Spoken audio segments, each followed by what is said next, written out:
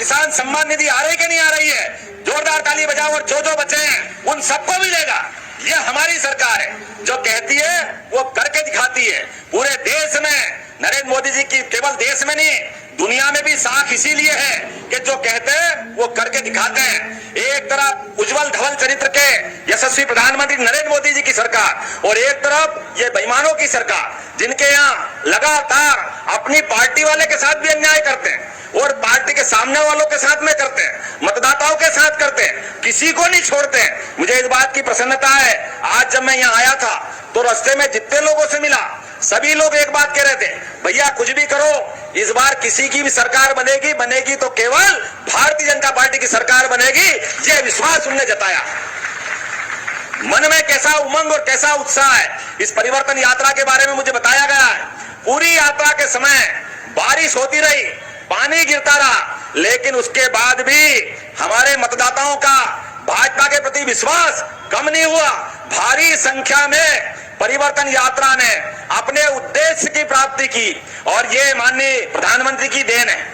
ना केवल राष्ट्रपति बनाते हैं, अरे मुझ जैसे भी गरीब परिवार को अगर मुख्यमंत्री बनाने का मौका किसी ने दिया तो यशस्वी प्रधानमंत्री श्रीमान नरेंद्र मोदी जी ने दिया है। ये हमारी सरकार जो कहती नहीं है सबका साथ, सबका विकास, सबका प्रयास। उड़ीसा जैसे राज्य में एक आदिवासी भाई को अपने सबके बीच में मुख्यमंत्री बनाकर किसी ने दिखाया तो उनका नाम है यशस्वी प्रधानमंत्री श्रीमान नरेंद्र मोदी जी और भारतीय जनता पार्टी। पास में लगा हुआ उड़ीसा, कभी कोई सोच सकते थे? ये एक नहीं, लगातार एक के बाद एक बहुत सारी बातें मैं कह सकता हूं, लेकिन आज तो हमको संकल्प करना है। ये पैसा कानून के जरिए जल, जंगल, जमीन पर आदिवासियों के अधिकारों को बहाल करने का अगर किसी ने निर्णय किया है तो यशस्वी प्रधानमंत्री श्रीमान नरेंद्र मोदी जी ने किया है। हमारे क्षेत्र के अंदर विकास का मामला आएगा, लेकिन ये तो एक बेईमानों की टोली इकट्ठी हो गई।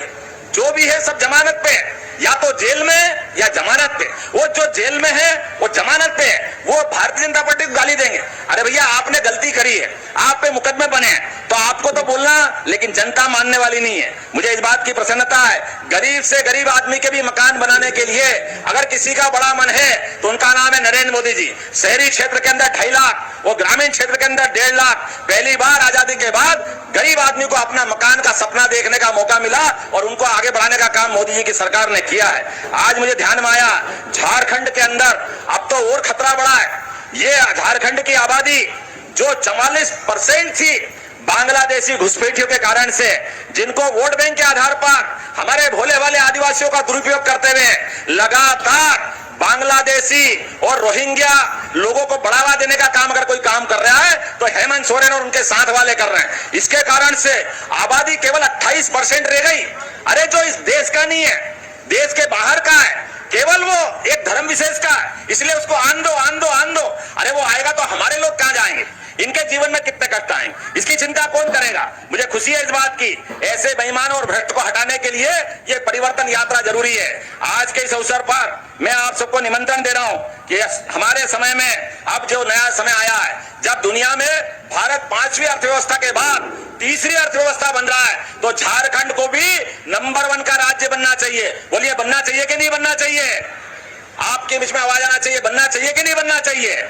तो आने वाले समय में एक एक व्यक्ति संकल्प करे कि हम अपना वोट और अपना संकल्प घर घर जाकर के सुनाएंगे, एक एक मतदाता को पकड़ेंगे और अपने जल, जंगल और आदिवासी अधिकारों को सुनिश्चित करने के लिए भारतीय जनता पार्टी की सरकार बनाएंगे। और मैं भी आपके पड़ोस के राज्य से आता हूं, हमारे झारखंड वासियों के लिए मध्य प्रदेश में भी आपका स्वागत है, अभिनंदन है, आपको आमंत्रण देता हूं। हमारे राज्य में भी आप आइए, हमारे अपने बाबा महाकाल की नगरी से मैं आता हूं। आप बैजनाथ वाले हैं, हमारे गुरु के प्रदेश का निकलना वाला सूरज हमेशा विकास और प्रगति की राह पे ले जाता है। ऐसे समय में मैं उम्मीद कर रहा हूं कि रोजगार के लिए, विकास के लिए, झारखंड के एक एक गरीब आदमी का भला करने के लिए, प्रत्येक युवा को रोजगार के लिए, प्रत्येक किसान की बेहतरी के लिए, प्रत्येक माता बहनों को आगे बढ़ाने के लिए आइए हम सब संकल्प करें कि अपनी मेहनत से सरकार बनाते हैं, अपने वोट से गणतंत्र के अंदर चुनी हुई सरकार से उम्मीद करते हैं कि वह जनता की बेहतरी के लिए काम करेगी।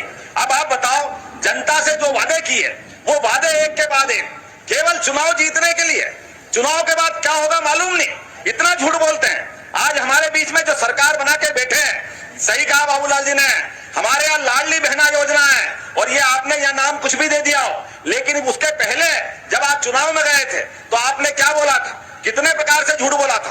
5 लाख लोगों को नौकरी देंगे, कौन से 5 लाख लोगों को नौकरी दे दी? सारी की सारी सरकार। और हम नहीं कह रहे हैं अब सीबीआई ईडी, अरे आप बेईमानी करोगे, आप पे मुकदमा बनेगा। एक गरीब आदमी भी कोई गलती करता है तो थाने में रिपोर्ट होती कि नहीं होती? होना चाहिए कि नहीं होना चाहिए? और आप लाखों करोड़ों का घपला कर दो, घोटाला कर दो और आपके कोई कहेगा नहीं। अरे ये यशस्वी प्रधानमंत्री नरेंद्र मोदी जी की सरकार है। दिल्ली के अंदर जो बेईमानी करेगा उसको जेल जाना पड़ेगा। ये नरेंद्र मोदी जी की सरकार है, हमें इस बात का गर्व है। आपने झारखंड वालों की आत्मा दुखाई है, आपने उनके साथ अन्याय किया है। अब आप जमानत पे आकर के फिर वोट मांग रहे हो। जनता मूर्ख है क्या? अरे 2 रोटी जनता भी खाती है। जनता को मालूम है आपने इस झारखंड के साथ क्या क्या नहीं किया। 1000 करोड़ का मनरेगा घोटाला, बताओ 1000 करोड़ किसको कहते हैं? 300 करोड़ का जमीन घोटाला, 1000 करोड़ का खनन घोटाला, खनिज घोटाला। ये तो वो आंकड़े हैं जो पकड़ में आ रहे हैं। इसीलिए तो आपके सांसद के यहां से कितने करोड़ मिले थे भाई साहब? कितने? बाप रे, जरा मेरे को सुनने में शर्म आ रही है। कितने करोड़? 300 करोड़ किसी सांसद के घर से। और बड़े बेईमानी से वो कह रहे हाँ तो क्या हुआ, तो क्या हुआ मतलब? अरे डूब मरना चाहिए क्या हुआ। जिनके पीए के भी नौकर के घर पे 35 करोड़ रुपया मिल रहा है। कितने दुर्भाग्य के साथ कहना पड़ रहा है। कांग्रेस और उनकी समर्थित झारखंड मुक्ति मोर्चा की पार्टी आज सबसे बेईमान भ्रष्ट पार्टी के रूप में यह गठबंधन ध्यान में आ रहा है। इसलिए आप सबसे निवेदन करता हूं, आने वाले समय में आज जितनी संभावनाएं झारखंड के साथ है और